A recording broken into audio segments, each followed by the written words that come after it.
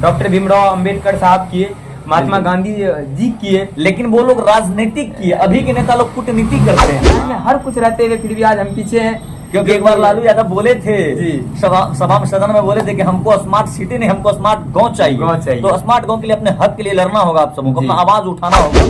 क्योंकि कुछ किए बिना जय जयकार नहीं होती और कोशिश करने वालों की कभी हार नहीं होती। तो इसलिए हम लोगों को कोशिश करते रहना। दबाने वाले 1 लाख लोग आएंगे, करोड़ों लोग आएंगे। आज अगर हक के लिए नहीं लड़िएगा तो आने वाले समय में आपके बच्चों को रोना पड़ेगा।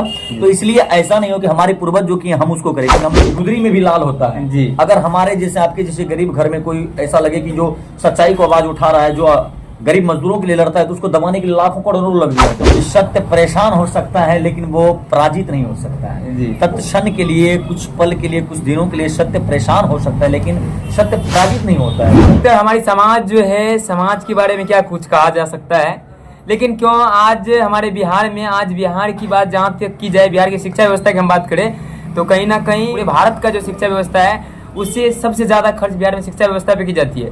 लेकिन फिर भी आज हमारे समाज क्यों नहीं शिक्षित हो पा रहे हैं। उतना ही नहीं, आज हमारे समाज क्यों पीछे हैं। हमारे साथ जाने माने चेहरा है जूनियर खेसारी भैया, जो कि हमारे सीनियर हैं, बड़े भाई समान है। इनसे हम जानेंगे कि मतलब आज हमारे समाज में सच्चाई, लोग सच्चाई क्यों नहीं बोल पाते हैं। सबसे भैया पहले बताइए कि आज हमारे समाज में लोग सच क्यों नहीं बोल पा रहे हैं। एक्चुअली है क्या ना भैया, दबदबा होती है कोई भी चीज का जी। क्योंकि सत्य परेशान हो सकता है लेकिन वो पराजित नहीं हो सकता है जी। तत्क्षण के लिए, कुछ पल के लिए, कुछ दिनों के लिए सत्य परेशान हो सकता है लेकिन सत्य पराजित नहीं होता है। क्योंकि सच्चाई छुप नहीं सकती है बनावट के वो फूलों से, और खुशबू आ नहीं सकती है कागज के फूलों से। हमारे समाज में लोग ये चाहते हैं कि अगर हम सच्चाई खुल के बोलते हैं तो हमारे साथ क्या होगा जी। कि कोई ये बोले वो बोले, लेकिन अगर कोई एक आवाज उठाने वाला होता है तो उनको ना जाने कितने सारे कामियां निकाल करके उसमें, अब क्या कहा जाए कि इतना उसको दबाने के लिए लोग हद तक गुजर जाते हैं, अपने पॉकेट से पैसा तक लगाते हैं जी।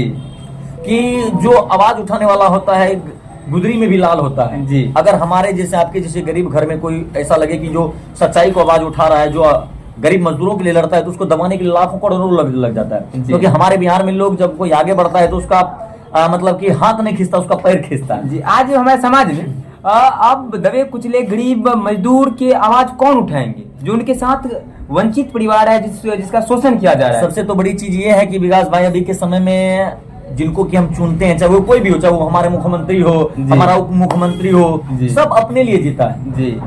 कि अगले पंचवर्षीय में हमें बीजेपी को रहना है कि आरजेडी को रहना है, किसको रहना है नहीं रहना है, ये उससे मतलब नहीं है। समाज में क्या विकास हो रहा है ये मतलब नहीं है जी। उनको मतलब है कि अपना पेट भरे, गरीब को लोभ दे करके, गरीब के बातों को दबा करके अपना ऊंचा रहने में लोग जो है आज गरीब को दबा देते हैं। आज राजनीतिक पार्टी जो भी है, राजनीतिक करना आज हमारे भारत का जो वह इतिहास रही है। राजनीतिक नेताजी सुभाष चंद्र बोस भी साहब किए, डॉक्टर भीमराव अंबेडकर साहब किए, महात्मा गांधी जी किए, लेकिन वो लोग राजनीतिक किए। अभी के नेता लोग कूटनीति करते हैं। हाँ, तो आज ये बात है। आज अगर इस प्रकार से चलेगी तो फिर समाज में एक दिन ऐसा आएगा कि सभी पढ़े लिखे लोग भी का एक समय आएगा कि वो अपने हक के लिए नहीं लड़ पाएंगे जी। वो लड़ेगा कौन? मूर्ख टाइप का, जिसको हम लोग चुनते हैं नेता, सबको सिर्फ उनका दबदबा रह जाएगा। तो आप सबसे रिक्वेस्ट है कि आप लोग हमेशा अपने हक के लिए आवाज उठाइए, अपने सच्चाई के लिए लड़िए, चाहे वो कहीं भी हो, पुलिस प्रशासन हो, नेता हो, कोई भी जनप्रतिनिधि हो, हमेशा अपने हक के लिए लड़िए। हम लोग तो कलाकार आदमी हैं, हम लोग भी अपने हक के लिए लड़ते हैं बात, ताकि हम लोग पीछे, हम लोग किसी का प्रतिपक्ष करते नहीं, हम लोग एकदम कलाकार लोग हैं, अपने हक के लिए नहीं टाइम लड़ते हैं। जहां तक होता है मीडिया का भी सपोर्ट लेते हैं। और विशेष क्या कहा जाए, और जिस प्रकार से आज हमारे समाज में जिस प्रकार से हो रही है, आज युवा अगर कुछ उभर के करना चाहते हैं, और सबसे बड़ी बात, एक क्वेश्चन है आपसे, क्या जो मतलब राजनीतिक पार्टी बोलते हैं कि लोग जो है आज के युवा राजनीतिक पार्टी को सपोर्ट करते हैं, क्या वह राजनीतिक जो पार्टी है उनका क्या मनोबल रहता है कि मतलब दबे कुचले या वंचित परिवार को सपोर्ट करे? ये तो सब जो नेता होते हैं उनके अंदर ये होता है कि कौन किसको किस टाइप से करते हैं। क्योंकि आप और हम चुनते हैं कि चलो समाज में अच्छे लोग हैं, इनको हम लोग कुछ भी नेता बनाते हैं जी।